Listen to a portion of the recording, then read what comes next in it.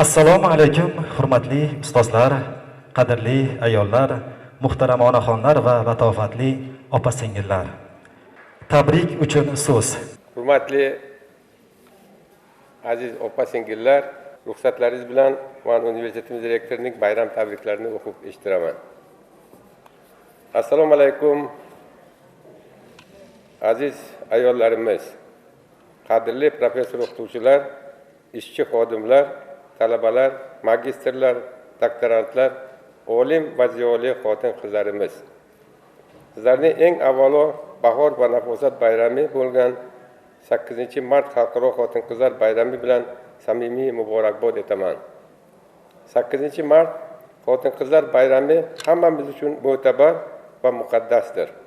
Sizlar borsizki, umrimizni har bir kuni go'zal, farahbaxsh. Siz borsizki, jamiyatning har bir bo'g'inida nafosat bor, mehr bor, muhabbat bor, ezgulik bor. Inson zoti o'zini dunyoga keltirgan, ulg'aytirgan, jonidan jon, qonidan qon bergan onalar oldida bosh egib ta'zim qilishi kerak. Aziz ayollarimiz, sizlarni qancha qadrlasak, e'zozlasak, hurmat ko'rsatsak, shuncha kam. Men sizlar orqali butun O'zbekiston ayollarini chin qalbimdan tabriklayman. Sizlarga baxt va omad, mehr, muhabbat tilayman. Yuzingizdan tabassum arimasin. Siz borsiz, bu hayot bor. Bayramingiz muborak bo'lsin. Rustam Xolmurodov, Samarqand davlat universiteti rektori. Ko'p yillardan beri ishlab kelayotgan ishchi xodimlar universitet rektorining faxriy yorliqlari bilan taqdirlanadi.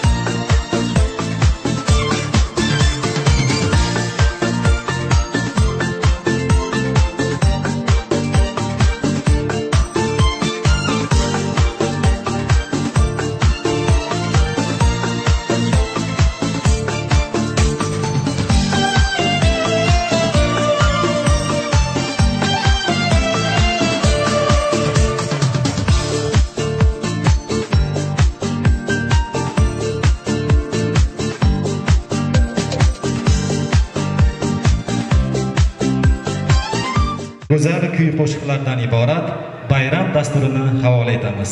Marhamat, tinglab tomosha qiling. Shirin so'zga joni fido, hayodir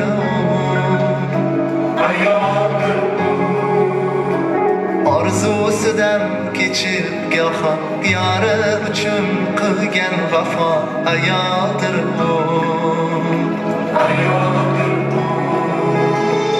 yo'g'iga ham unib ketgan, ro'zg'orini mahkam tutgan, hayodir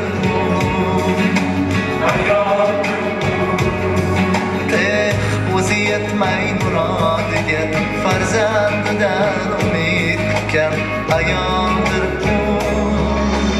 ayol aziz, muqaddasdir, nozik xilqat, hech shubhasiz, ona zamin kabidir siz ham ulug', siz ham aziz, ayol aziz, muqaddas ayol.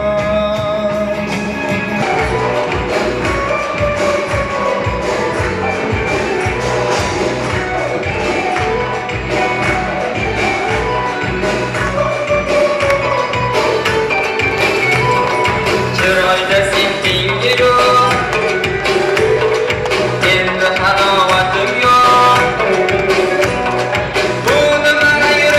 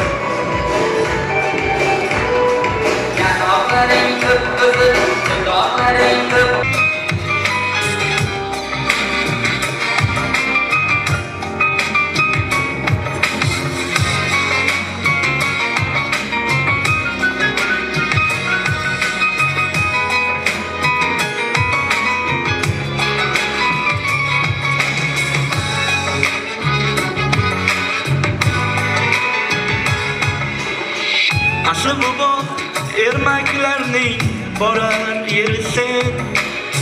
Rosti yolg'on ertaklarning borar yeri sen. Asal otik erkaklarning borar yeri sen. Sen baribir muqaddassan, muqaddas ayol.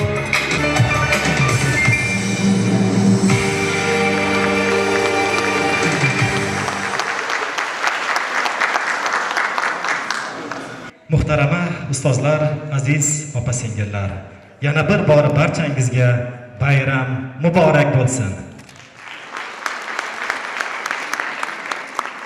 Shuning bilan 8-mart Xalqaro xotin-qizlar kuniga bag'ishlangan bayram tadbirimiz o'z nihoyasiga yetdi.